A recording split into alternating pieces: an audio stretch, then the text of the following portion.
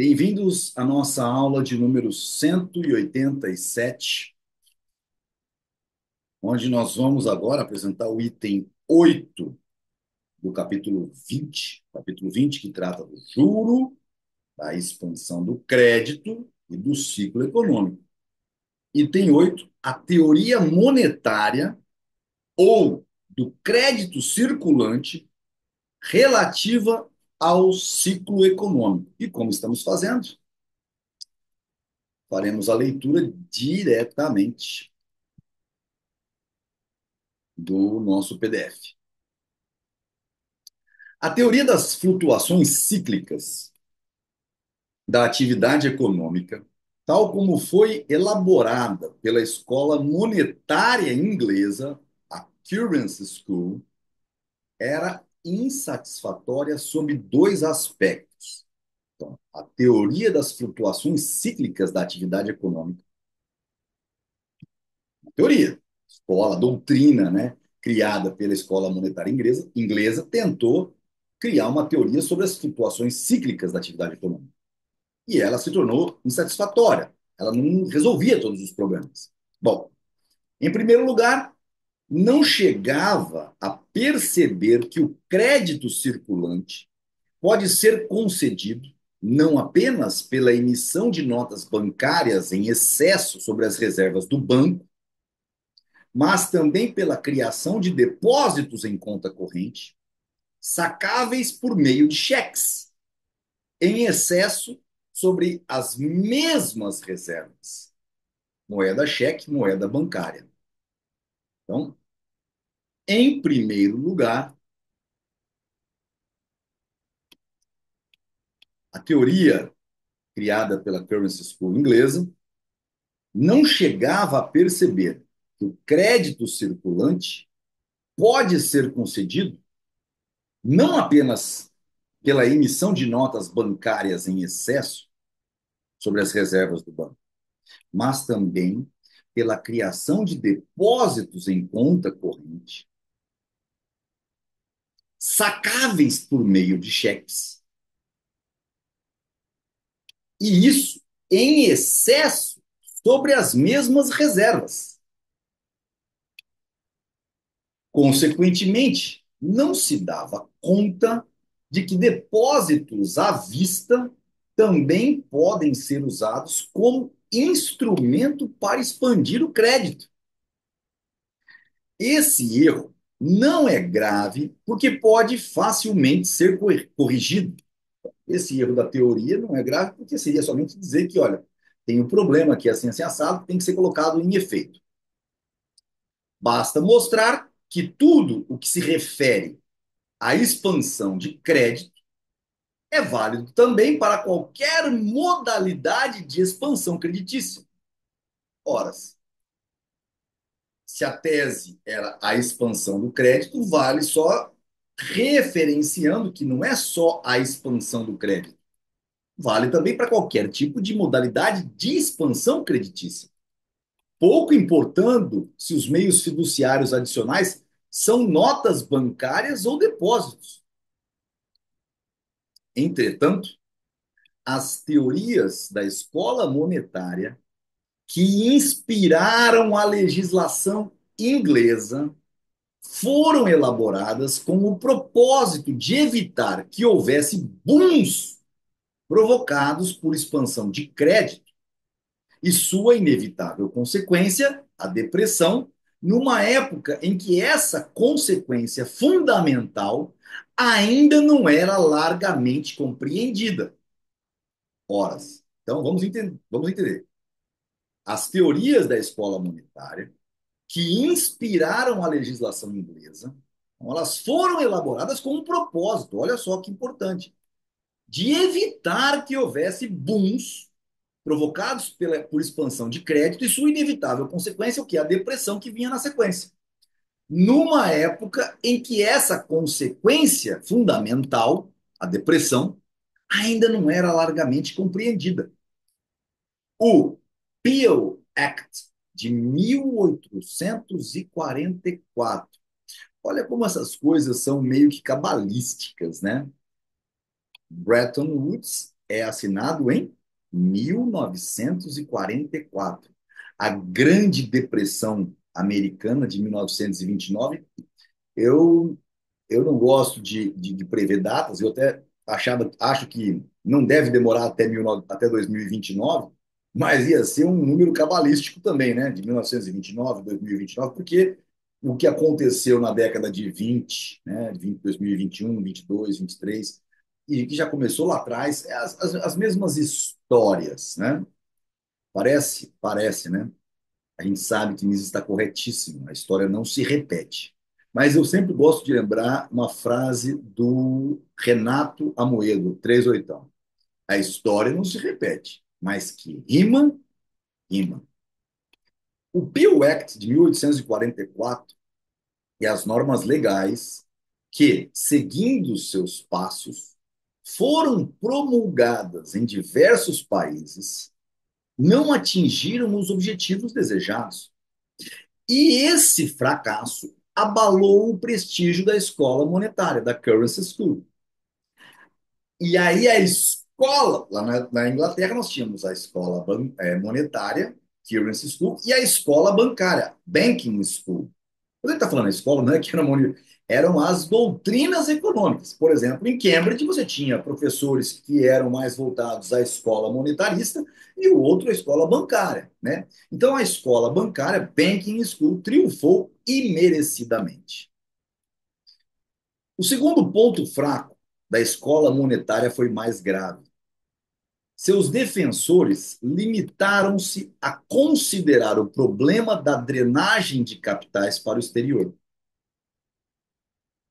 Então, o segundo ponto foi mais grave, porque seus defensores limitaram-se a considerar o problema da drenagem de capital para o exterior. Era o pensamento da época. Lidaram apenas com um caso particular, qual seja a expansão de crédito em um país, enquanto em outros não havia nenhuma, ou apenas uma pequena expansão. Nós explicamos isso lá no balanço de pagamentos, no capítulo 17, tá? Ou se vocês quiserem voltar, se tiverem com dúvidas, né, nessas coisas, é bom que se volte, né, lá no capítulo 17. Ah, e aí nós temos no item 14 o balanço de pagamento, no 13 tamanho e composição dos encaixes, a 15, as taxas de câmbio interlocais, depois 16, a taxa de juros e a relação monetária, né? Então, é importante, de fato, até o 19, estar sempre com o capítulo 17 na cabeça. Ele é a base para as nossas conclusões, correto? Ok. Isso foi suficiente para explicar, grosso modo, as crises inglesas do início do século XIX. O que é o século XIX? Para quem não estudou em boas escolas, século XIX vai de 1801 até 1900. As pessoas acham século XIX de 1900? Não. Por quê? Assim como década, a gente tem mania de errar. E eu costumo errar propositalmente para fazer mais simples a compreensão das pessoas. Mas o que acontece é o seguinte: Jesus, né, nosso calendário é baseado na era cristã. Do ano 1 antes de Cristo para o ano não para o ano 1 depois de Cristo, primeiro ano da era cristã, não teve o ano zero, um ano chamado de zero. Teve o ano 1 antes de Cristo, antes de Jesus nascer, por exemplo.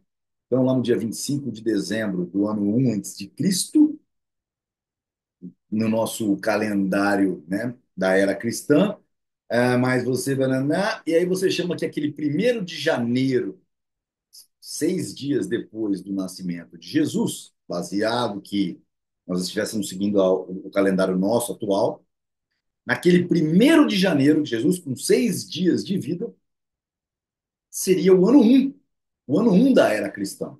Horas. Então, o ano 1 da era cristã, a década, a primeira década da era cristã, primeiro século da era cristã. Então, tudo isso funciona de que maneira? Primeira década da era cristã, do ano 1 ao ano 10. A segunda era, a segunda década da era cristã, do ano 11 ao ano 20. Terceira década da era cristã, do ano 21 ao ano 30. Quando a gente fala, na década de 20 do século passado, nós pensamos o quê? De 20 a 30, quando não é verdade. A década de 20 do século passado é de 1911 a 1920. A década de 30 do século passado é de 1921 até 1930, correto? Ok, vamos recapitular então. Século. Qual é o século passado? Século 20. Por quê?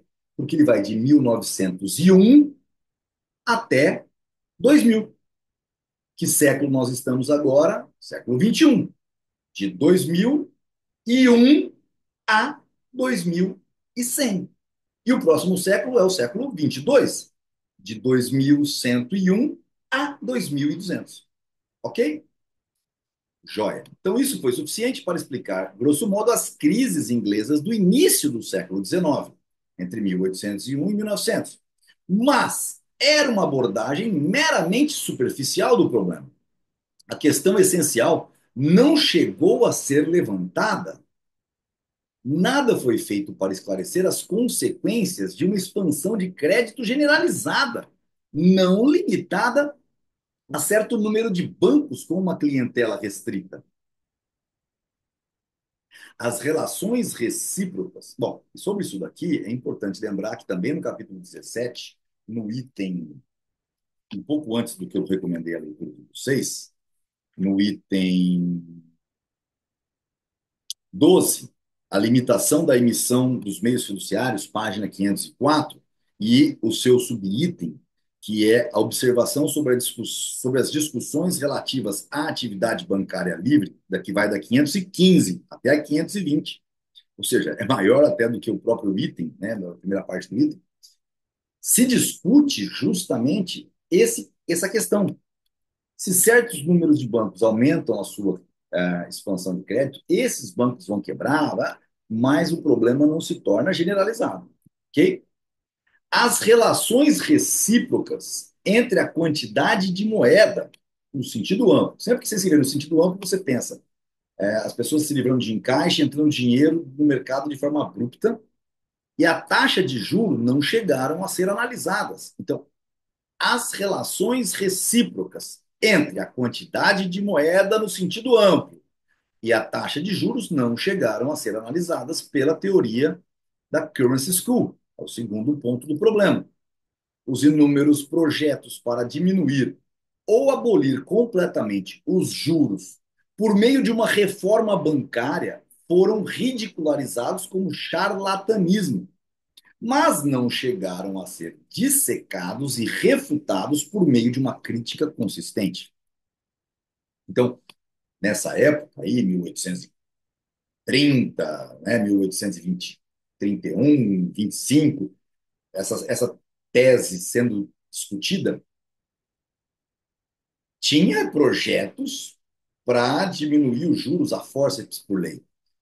E isso foi criticado. Os inúmeros projetos para diminuir ou abolir completamente os juros por meio de uma reforma bancária foram ridicularizados como charlatanismo, o que de fato é.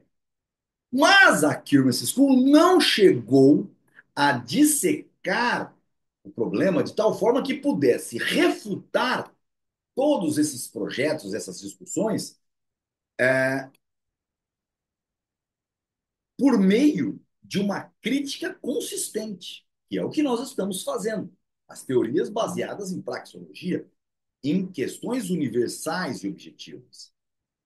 A presunção ingênua da neutralidade da moeda estava tacitamente ratificada. E aqui uma homenagem ao Paulo Milhel, nosso embaixador do Foro Alberdiano para a região central do estado de São Paulo, da província central do estado de São Paulo, me chamou esses dias com um vídeo de uma pessoa que citava uma, uma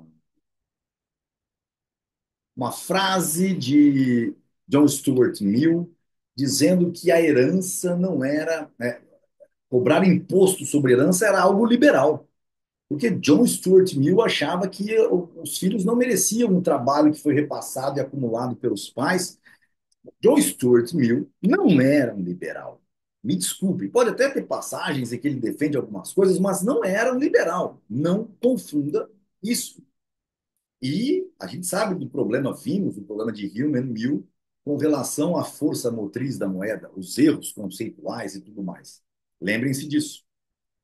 Eles estão aí nessa época. Tá?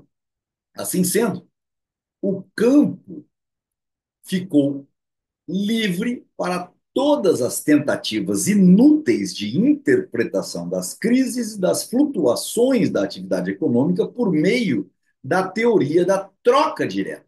Lembra o problema? Nós aprendemos no capítulo sobre os preços, sobre o mercado, como que funcionava sem botar dinheiro no sistema, depois fomos para os preços. E aí, quando fomos começar a explicar a moeda, né? A moeda, ah, no item 2 na página 466, falamos sobre observações sobre alguns erros frequentes e explicamos exatamente, né, que como funciona essa determinação do poder aquisitivo, né? O problema de Hume and Mill e a força motriz da moeda. Hume, né? David Hume e John Stuart Mill, né? Mudanças no poder aquisitivo de origem monetária e de origem material. Bom, e trabalhamos muito sobre isso, né? E então é importante entendermos efetivamente sobre essas questões que, ao longo da história, causaram muito problema, tomando-se algumas teorias como verdades que não eram. A presunção ingênua da neutralidade da moeda estava sendo tacitamente ratificada. E assim sendo, o campo ficou livre para todas as tentativas inúteis de interpretação das crises e das flutuações da atividade econômica por meio da teoria da troca direta, que vinha então seguindo dizendo que a moeda era simplesmente um bem que não que seguia todas as regras praxeológicas, econômicas dos bens sem ser moeda, dos bens reais. Quando nós vimos que o problema do encaixe, você tirar dinheiro do mercado para poupar, tudo isso influencia em si mesmo, muda todas as coisas, inclusive a noção de juro originário e tudo mais. E esse foi o grande problema, entenderam? Sempre relembrando que vale a pena olhar tudo isso lá atrás. Né? Então, e eu não sou nada mais inteligente que ninguém, que fique bem claro. Eu estou na minha 10ª leitura, né, deste livro. Então, de certa forma, fora os estudos, no guia de estudos e tudo mais, mas a questão toda é só se debruçar e procurar entender. Tá? Muitas décadas se passaram antes que o feitiço se quebrasse. E eu vou ser um pouquinho mais pessimista que Mises, porque não se trata do feitiço se quebrar, porque de fato nem sabemos se efetivamente esse feitiço se quebrou. Como assim, Rodrigo? Vocês veem as teses, as teorias da escola austríaca sendo disseminadas nos cursos de economia mundo afora? Mises morreu sem ver.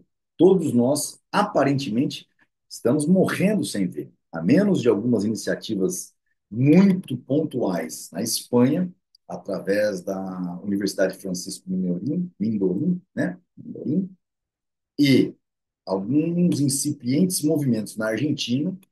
Você não vê nenhuma escola fazer isso. Ah, mas existe o Instituto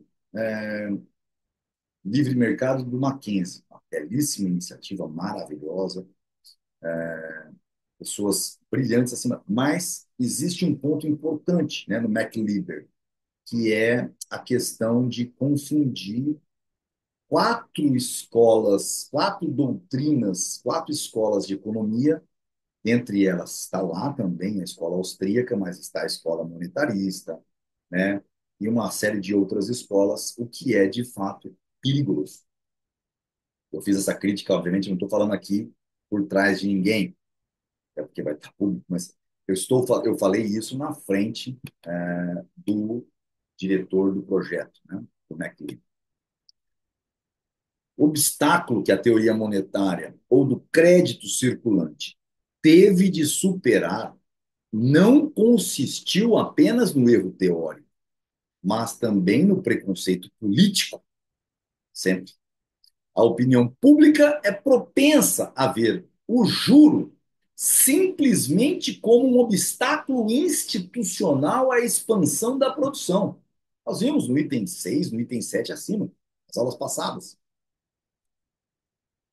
Não percebe que o desconto de bens futuros em relação a bens presentes é uma necessária e eterna categoria da ação humana e não pode ser abolida por manipulações bancárias. Então, eu vou grifar em amarelo isso aqui, para depois meter uma sublinhada em vermelho.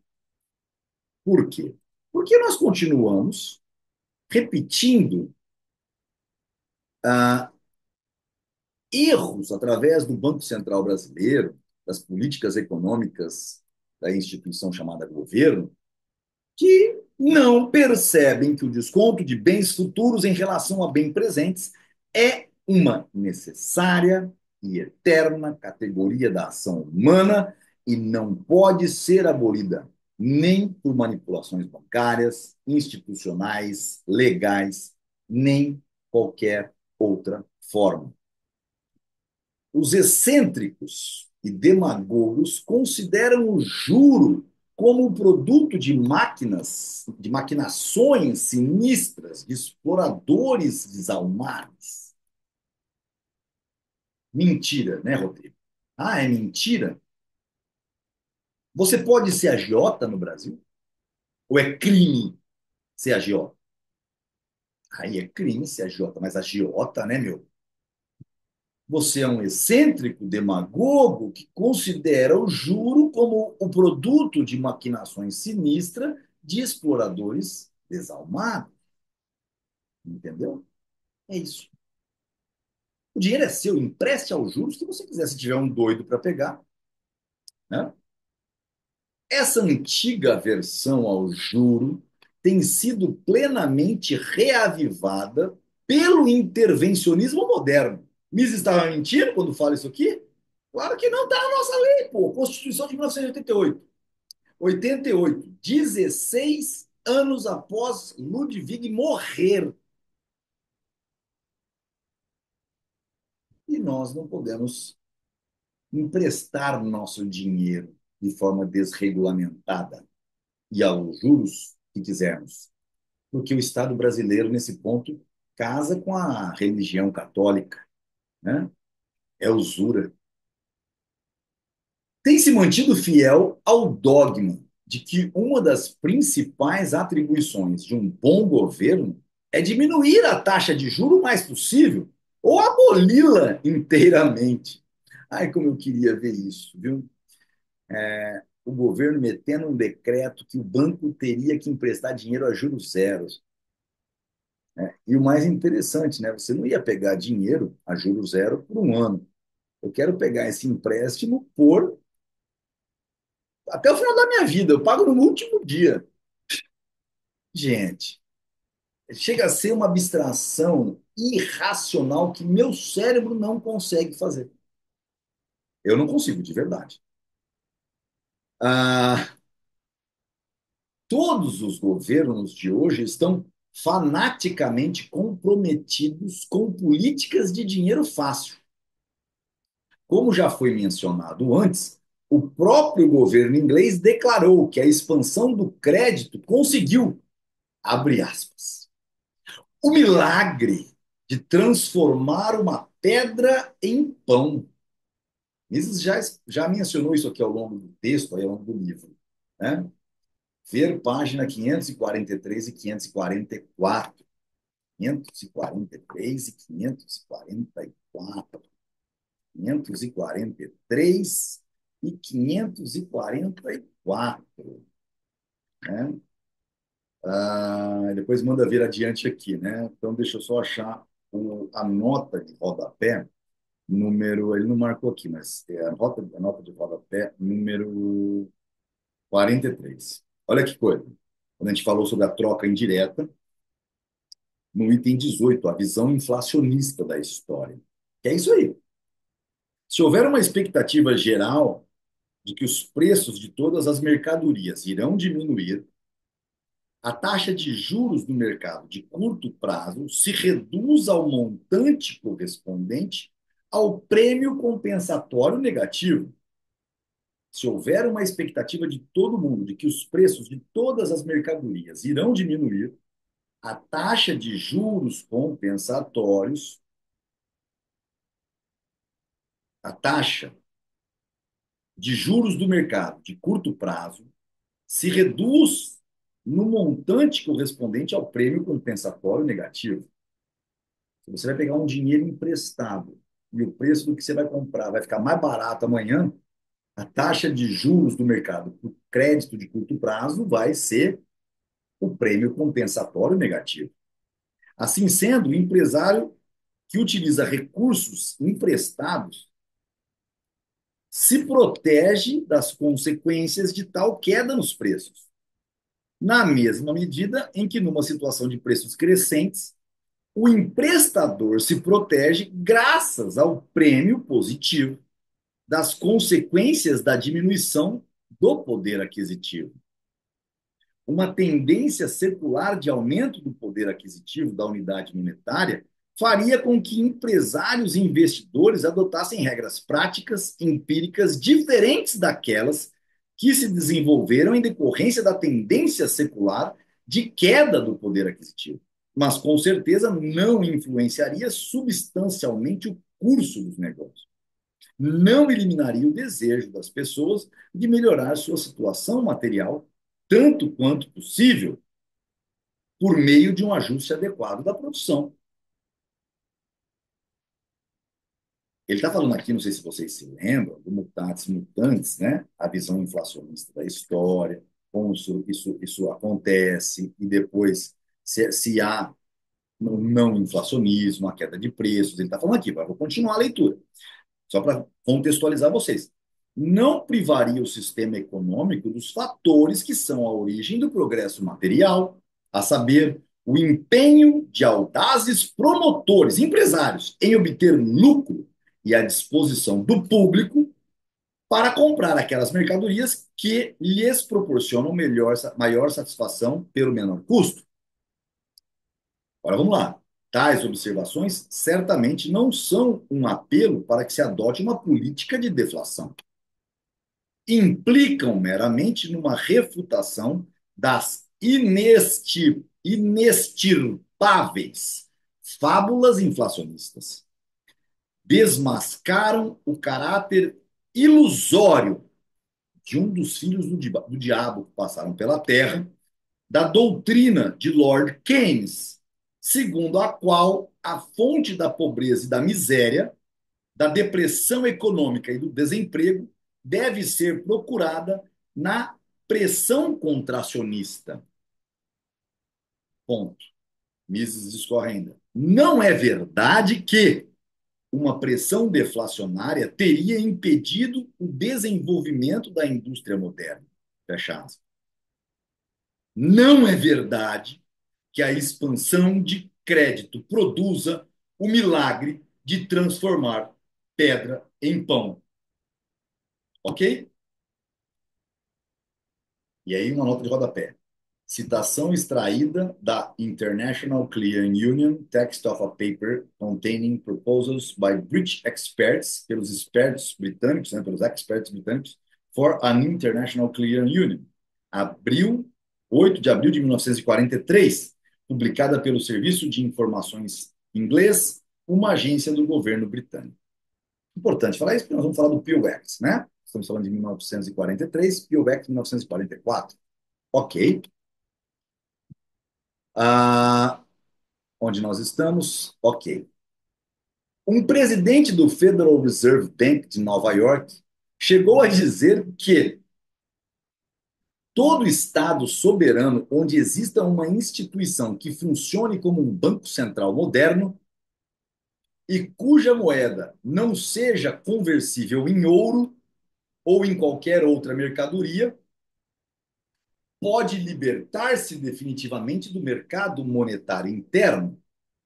Então vamos grifar isso aqui também, porque são bobagens, né? Estou grifando como bobagens. Será que eu grifo isso? Como é que eu grifo como bobagem, né? Ah, Beardsley Rule. Taxes for revenue are obsolete. Ou seja, taxas para receitas são obsoletas. Bom, pelo menos esse cara, affairs, né, coisas americanas, né, questões práticas americanas.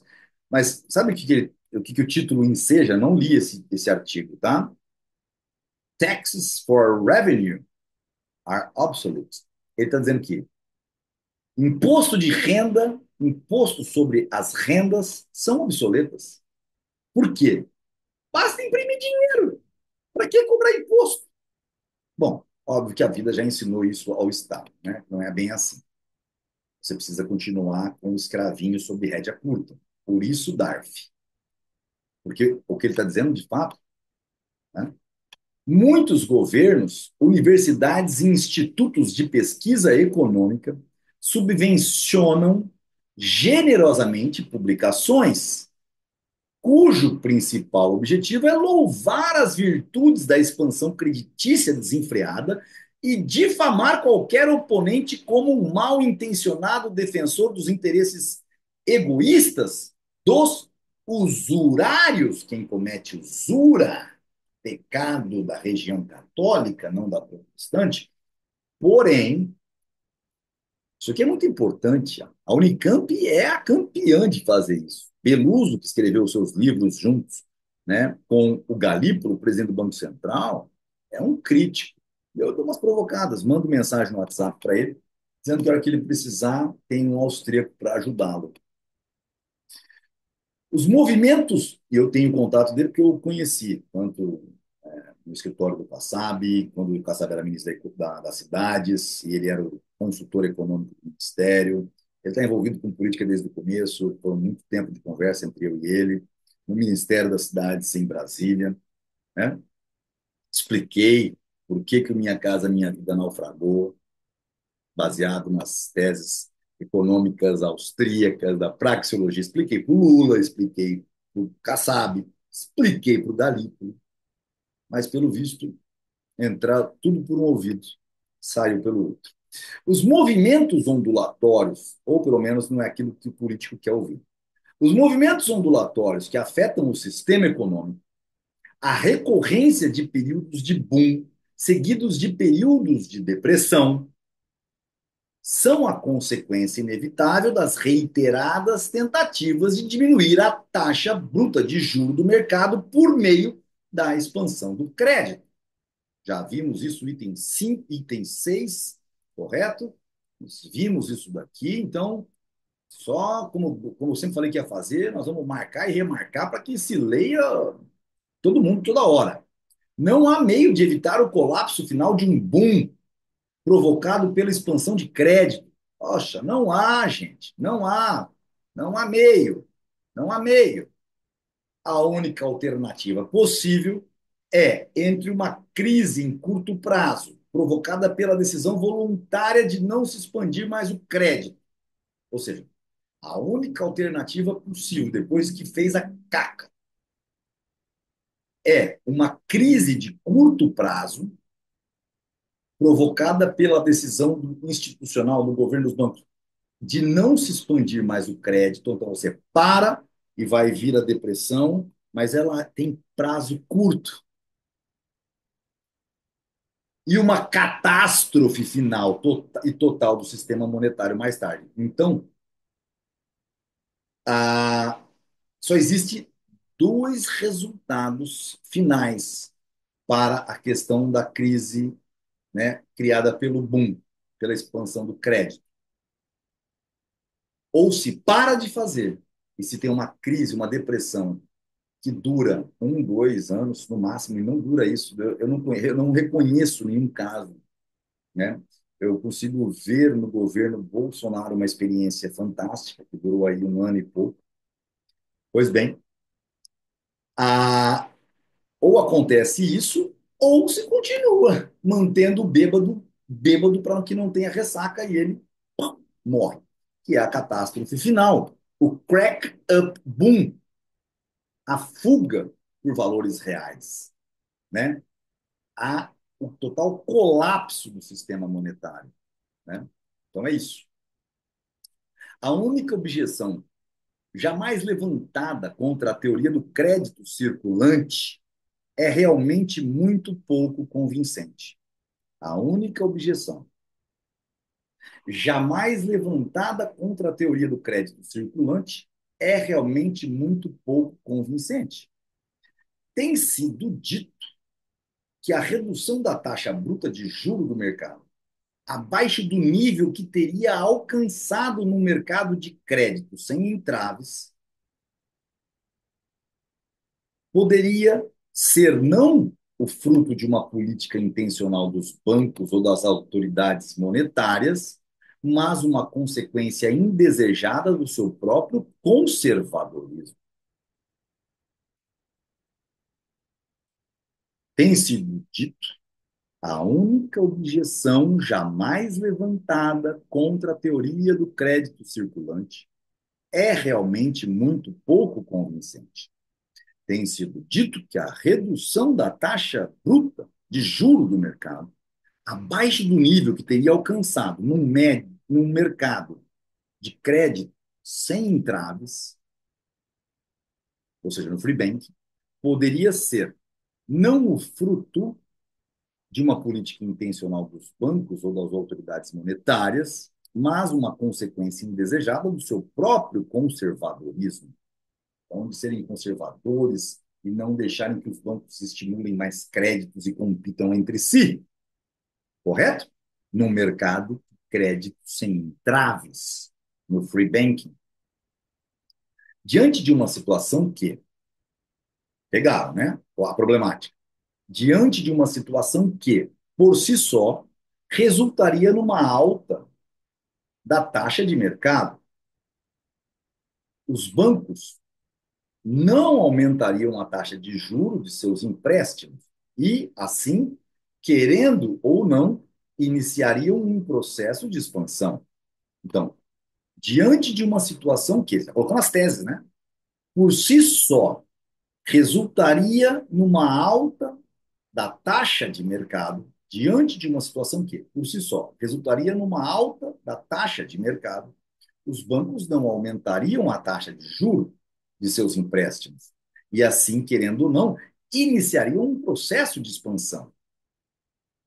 Maslow em The Stock Market, Credit and Capital Formation, o mercado de ações, crédito e formação do capital. Página 248, denomina de inflacionismo passivo a essa conduta dos bancos. Então, nós estamos falando de um inflacionismo passivo. Tais afirmativas são infundadas. Quais afirmativas?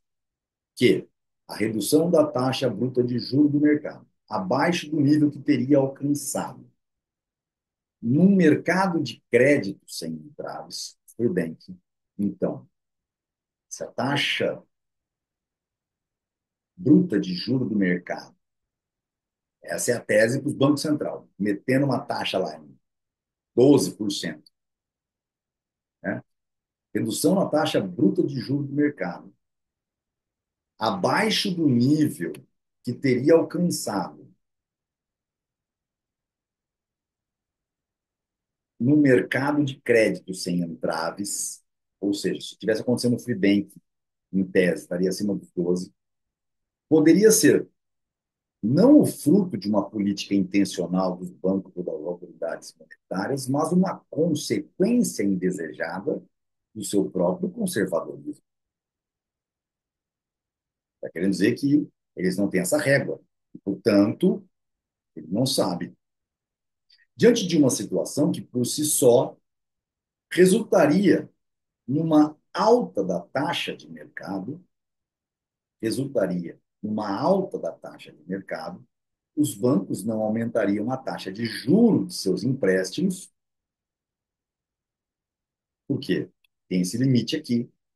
E assim, querendo ou não, iniciariam um processo de expansão.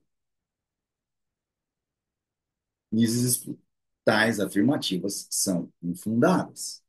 Mas, se admitíssemos sua procedência, só para argumentar, é assim que nós discutimos as teses do Locke. Então, ok, se você está dizendo que isso é possível, vamos admitir essa procedência, que funcione assim, somente para argumentar. Em nada ficaria afetada a essência da explicação monetária do ciclo econômico. Pouco importam os motivos que levam os bancos a expandirem o crédito e a cobrarem uma taxa de juro menor do que aquela que o mercado livre estabeleceria. Então, aqui me está dizendo o seguinte: toda a tese explicada do ciclo econômico pela escola austríaca, ainda que essa bobagem que fosse falada acima, ainda estaria embutida dentro das regras que nós colocamos praxeologicamente. Vamos bater nela, mas calma. Mas se isso fosse possível, ainda estaria avalizando toda a tese praxeológica.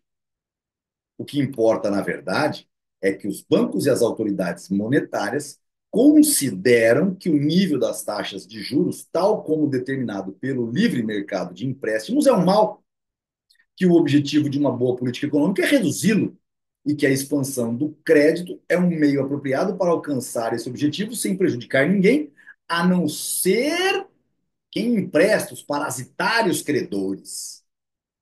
São essas aberrações que induzem as autoridades a adotarem medidas que acabam provocando o colapso. Ok?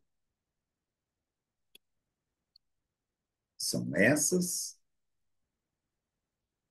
aberrações, abstrações. Então, olha só o que ele está dizendo. Bancos, o que importa, na verdade, é que bancos e as autoridades monetárias consideram que o nível da taxa de juros, tal como determinado pelo livre mercado de empréstimos, é um mal.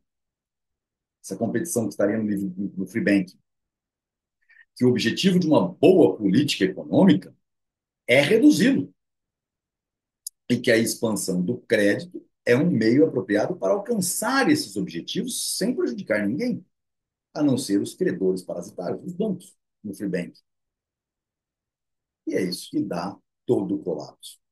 Considerando-se esses fatos, poderia parecer mais oportuno não discutir os problemas em questão agora, no contexto da teoria da economia de mercado, e relegar esse estudo para mais tarde, quando analisaremos o intervencionismo, ou seja, a interferência do governo nos fenômenos de mercado.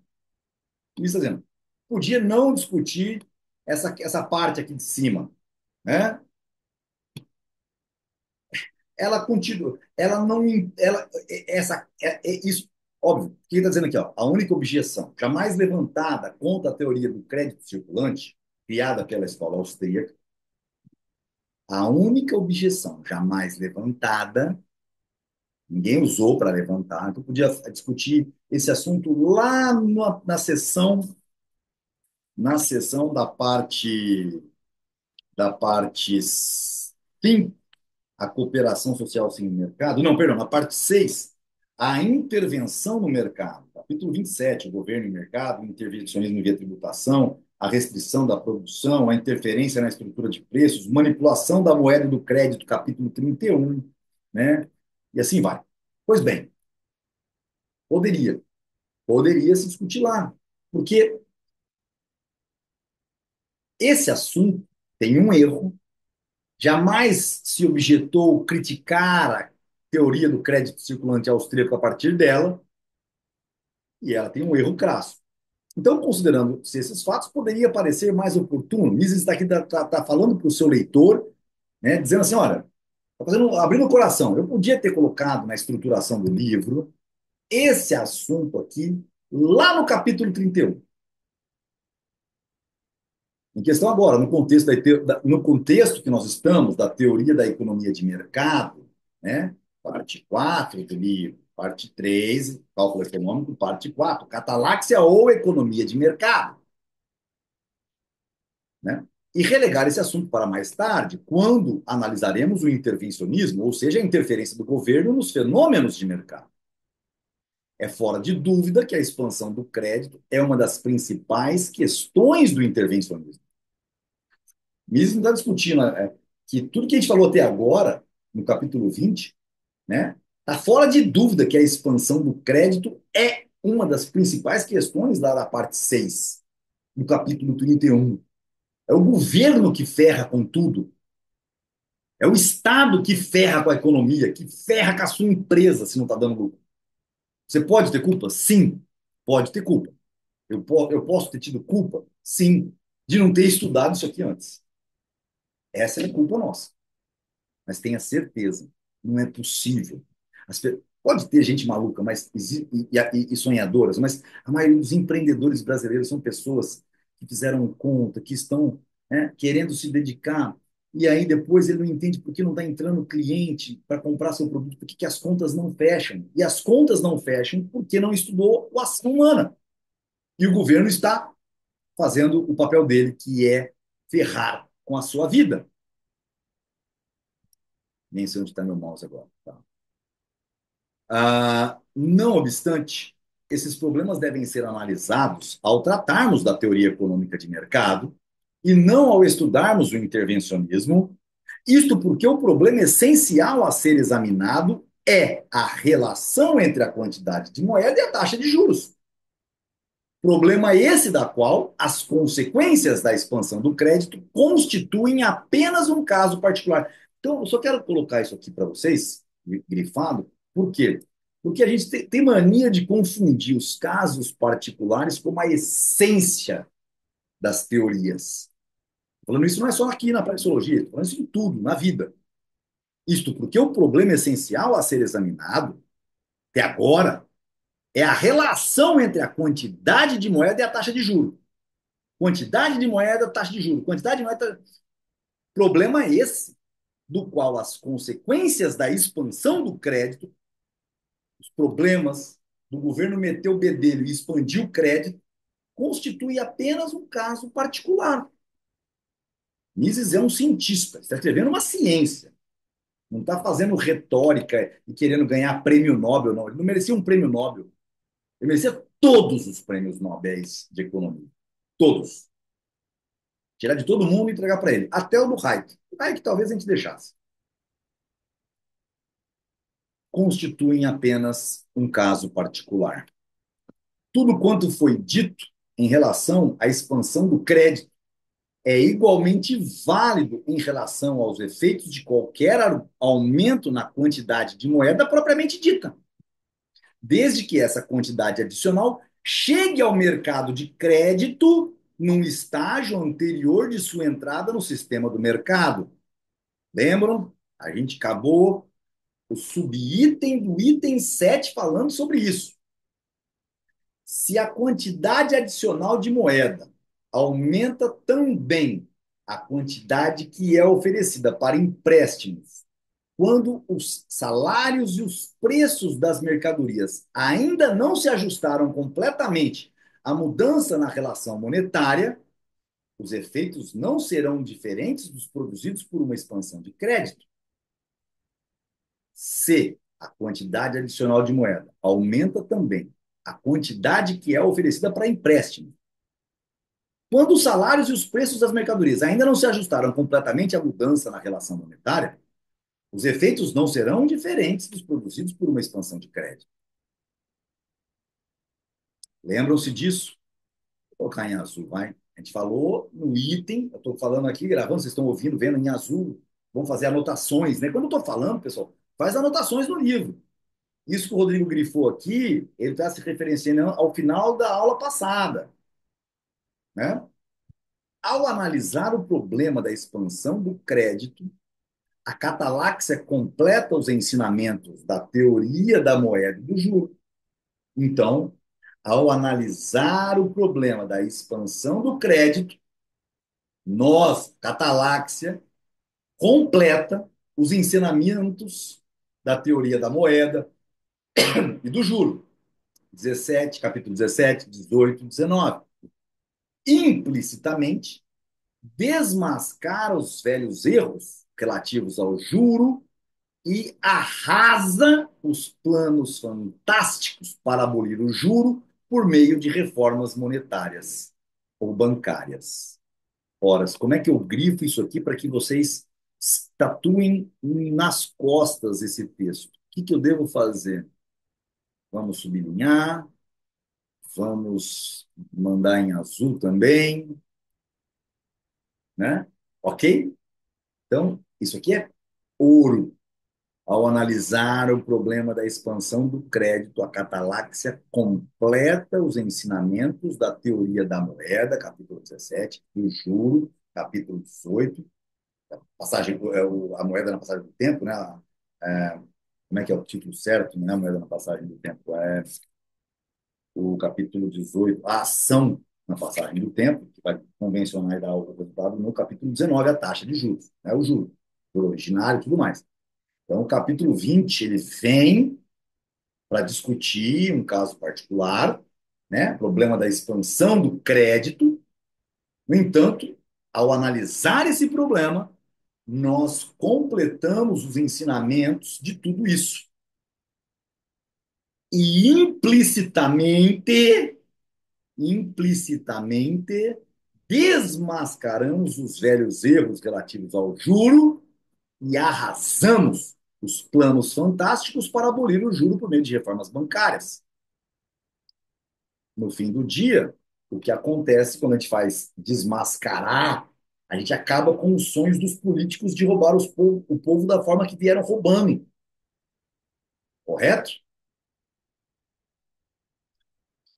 O que diferencia a expansão do crédito de um aumento na quantidade de moeda possível de ocorrer numa economia que empregue unicamente moeda mercadoria e não meios fiduciários dependem da quantidade do aumento e da sequência temporal de seus efeitos sobre as várias partes do mercado. Rodrigo, nós vamos entrar nisso. O que me está falando? Que diferencia a expansão do crédito de um aumento na quantidade de moeda possível de ocorrer numa economia que empregue unicamente moeda mercadoria e não meios fiduciários dependem da quantidade do aumento e da sequência temporal de seus efeitos sobre as várias partes do mercado.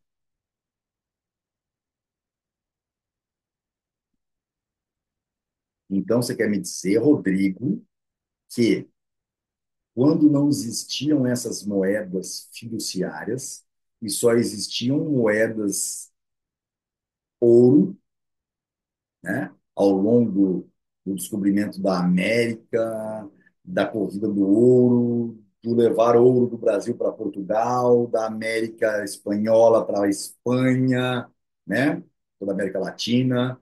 Ah, quem estudou história como criança depois fala que a Inglaterra malvadona pegou, vendia produtos depois da época da Revolução Industrial e todo o ouro foi levado para lá.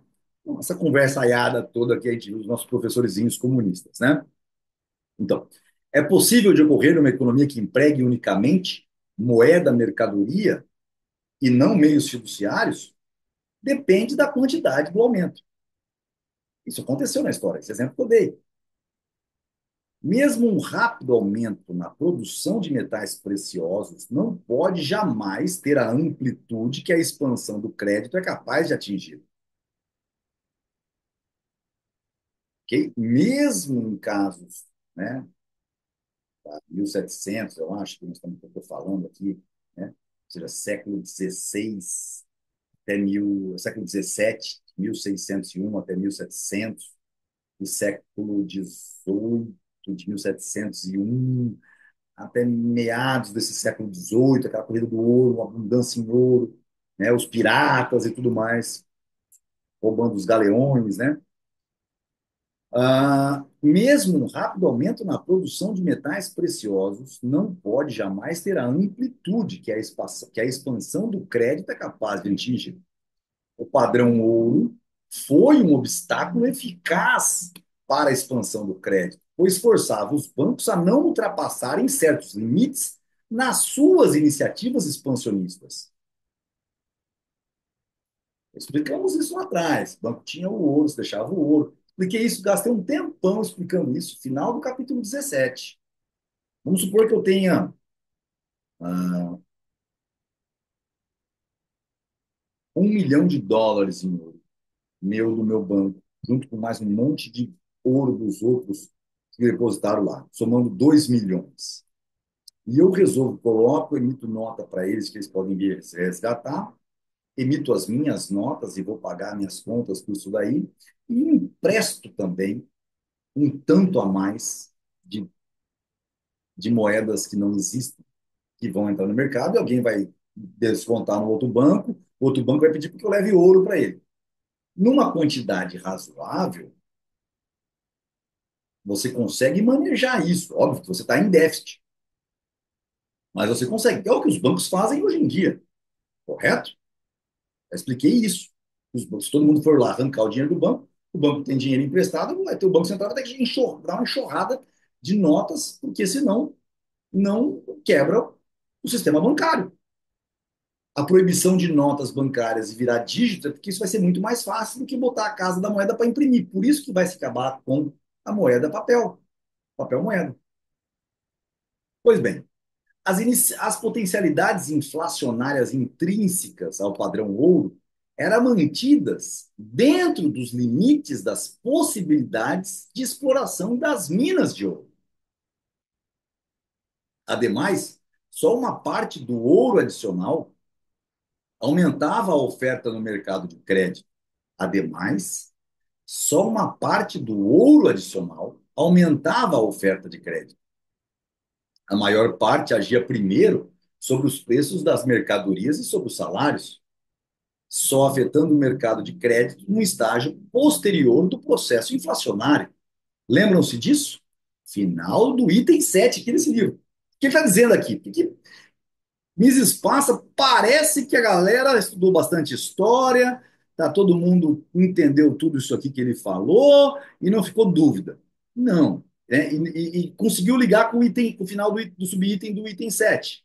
Ele está dizendo aqui o seguinte: as potencialidades inflacionárias intrínsecas ao padrão ouro eram mantidas dentro dos limites das possibilidades da exploração das minas de ouro. Ou seja, a Espanha levando ouro para o reino, Portugal, cunhando-se as moedas, comprando mercadorias inglesas, ao invés de criar um parque, né? E é natural, tá? Não há culpa nisso. Não existe tal bobagem. Bobagem, bobagem. Me dê imagens. Bobagem falar que o governo devia estimular a indústria nacional porque a gente vende a soja em grão ao invés de vender o óleo de soja, então a gente tem que industrializar. Isto é uma grande bobagem. Eu posso até perder um dia, um tempo explicando para vocês, mas se tivessem lido e estudado até aqui, eu acho que já teriam entendido. Porque isso tem nem a ver com questões monetárias, tem a ver com questões de troca. Mas tudo bem. Mas o que o Biz está colocando aqui é o seguinte: que essa moeda, esse ouro que estava chegando lá, eles estavam comprando os produtos nas Índias, em todos os lugares do mundo, comprando. Ora, se aumentou a quantidade de ouro em Portugal, e Portugal começou a comprar mais do que ele vinha comprando da Inglaterra, de produtos que eles estavam começando a fazer, tecido, essas coisas todas, o que acontece? O preço dos produtos na Inglaterra começa a subir, porque tem mais demanda. Então, é essa inflação. Lembra que ao final do item 7 existe um aumento de base, de um crédito que o governo faz imprimindo papel moeda, que vai trazer inflação, mas ela é um pouco menos perniciosa do que se ele faz com que esse dinheiro entre primeiro no mercado de crédito, porque aí conturba toda a ideia do empresário. Ele fica conturbado, ele acha que o mundo ficou. Qualquer político assinou um tratado em Brasília e melhora a economia. O problema da expansão do crédito é esse. No caso da inflação gerada por um aumento de moeda que vai comprar mercadoria, é outro problema, é o problema da inflação. Ademais, ele está dizendo o seguinte: só uma parte do ouro adicional aumentava a oferta no mercado de crédito.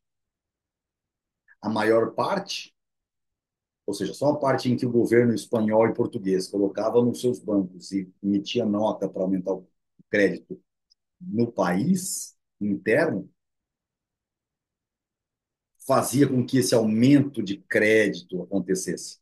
A maior parte agia primeiro aonde? Sobre o preço das mercadorias e sobre os salários. Por quê? Porque joga-se no mercado, há uma maior demanda, sobra-se os preços das coisas, então as pessoas resolvem produzir mais na Inglaterra para suprir Espanha e Portugal, e França também estava na África fazendo suas coisas, e aí o quê? Aumenta-se o preço dos salários, o preço das coisas, e é isso que acontece. Entretanto, o contínuo aumento na quantidade de moeda mercadoria exerceu uma constante pressão expansionista sobre o mercado de crédito. Aí, Portugal e Espanha mandam trazer aquele mundaréu de ouro nos seus bancos. Então, era mais ouro. A França, bom, quem foi ver Versalhes, as portas francesas do castelo de Versalhes, banhada a ouro, ouro, rei Solo, né? O rei Luís XIV. Então, nós estamos falando desta época, certo? Ah,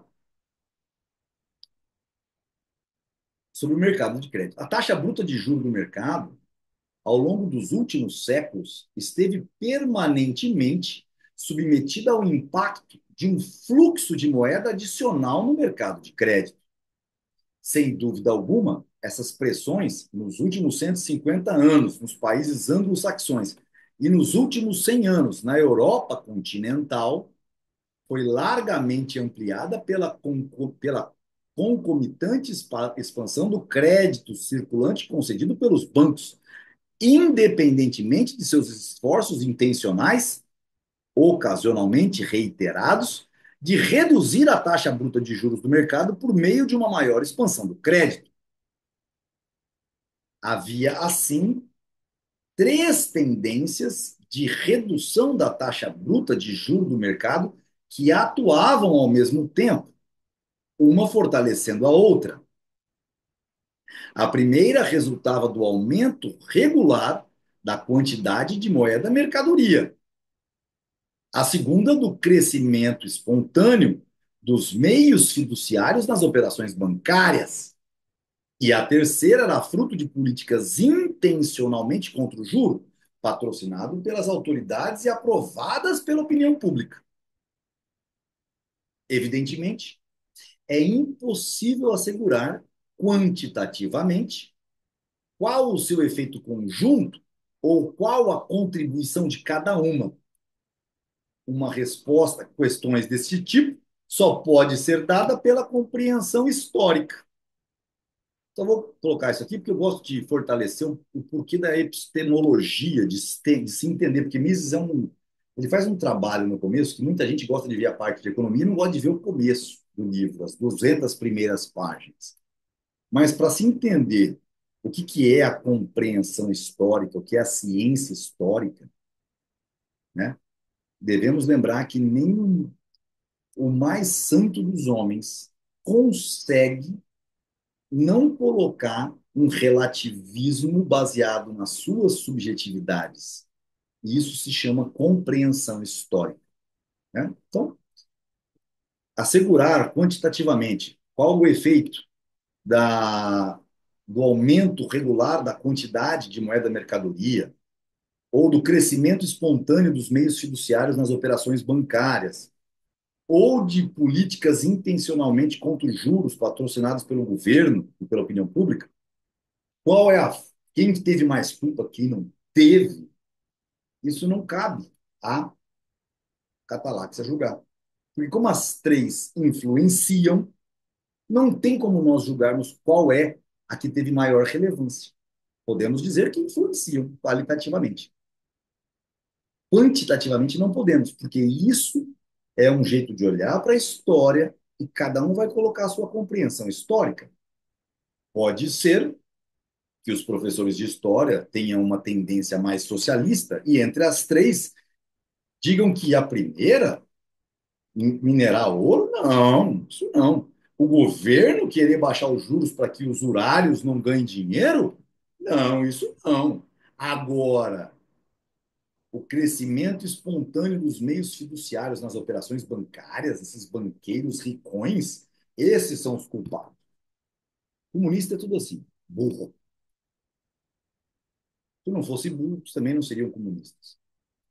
O raciocínio cataláctico pode mostrar-nos apenas que uma suave, mas contínua pressão sobre a taxa bruta de juro do mercado, provocada pelo contínuo aumento da quantidade de ouro, assim como pelo moderado aumento da quantidade de meios fiduciários, lembra que uma parte do ouro vai para poder virar empréstimo, que não seja superada e intensificada por uma política intencional de dinheiro fácil. Então, o raciocínio catalático pode mostrar apenas que uma suave, mas contínua pressão sobre a taxa bruta de juros do mercado, provocada por quê? Por esse aumento da quantidade de ouro. E lembra que a gente explicou aqui acima, que esse ouro vai para comprar coisas, mas uma parte dele vai lá poupar do banco, vai criar uma pequena, um moderado aumento na quantidade de meios fiduciários. Se tudo isso não seja superado e intensificado por uma política intencional do dinheiro fácil, pode ser contrabalançada pelas forças de acomodação e ajustes inerentes à economia do mercado. A adaptabilidade da atividade econômica, desde que não seja sabotada por forças estranhas ao mercado, é suficientemente forte para anular os efeitos que possam ser provocados por ligeiras perturbações do mercado de crédito. Bom, aqui Mises não está simplesmente falando sobre as ligeiras perturbações do mercado de crédito. O capitalismo moderno, que tem intervenção até mandar parar, ainda assim gera mais riqueza do que qualquer outra coisa. E o Estado moderno aprendeu a querer pegar esse crédito para ele, como se ele estivesse pilotando um barco da economia, e por isso que existe essa melhora de padrão de vida. E a Globo e outros meios de mídia avalizando tudo isso, tentando colocar na cabeça das pessoas de que não são eles que geram a riqueza, né? Então, a adaptabilidade da atividade econômica, desde que não seja sabotada por forças estranhas ao mercado, quem que é? Intervenções estatais, né? Porque o free banking vai criar notas fiduciárias, sim, mas a gente viu lá atrás que isso se regula rapidamente. Isso é tão verdade que até os socialistas do Prêmio Nobel deram um Prêmio Nobel para quem? Para Hayek, que explica o quê? A desestatização da moeda, o free bank. Ok? Ótimo. Para encerrar, os estatísticos tentaram investigar os grandes ciclos da atividade econômica por meio de métodos da sua especialidade. Tais tentativas são inúteis. A história do capitalismo moderno é um registro de contínuo progresso econômico, frequentemente interrompido por frenéticos booms e sua inevitável consequência, as depressões. Mises se não fosse os políticos depois da depressão de 29, que Mises antecipou tudo isso, crise de 29, baseado nisso daqui, tudo, era para o mundo ser outro. Mas como os políticos, cada vez que surgem, se acham deuses e, portanto, mentem para o povo para um bem maior e usaram Lord Keynes para isso. As teorias dele, keynesianas, era para estar muito longe, né? A história do capitalismo moderno é um registro contínuo, de contínuo progresso econômico, frequentemente interrompido por frenéticos booms e sua inevitável consequência, as depressões. Geralmente é possível discernir estatisticamente essas oscilações recorrentes da tendência geral de aumento de capital investido e da quantidade de bens produzidos. Agora, é impossível descobrir qualquer flutuação rítmica na própria tendência geral. Ok, pessoal? Não existe um padrão econométrico de equação. Viu um economista começando a escrever equação, a chance de você estar falando com um não economista é gigante.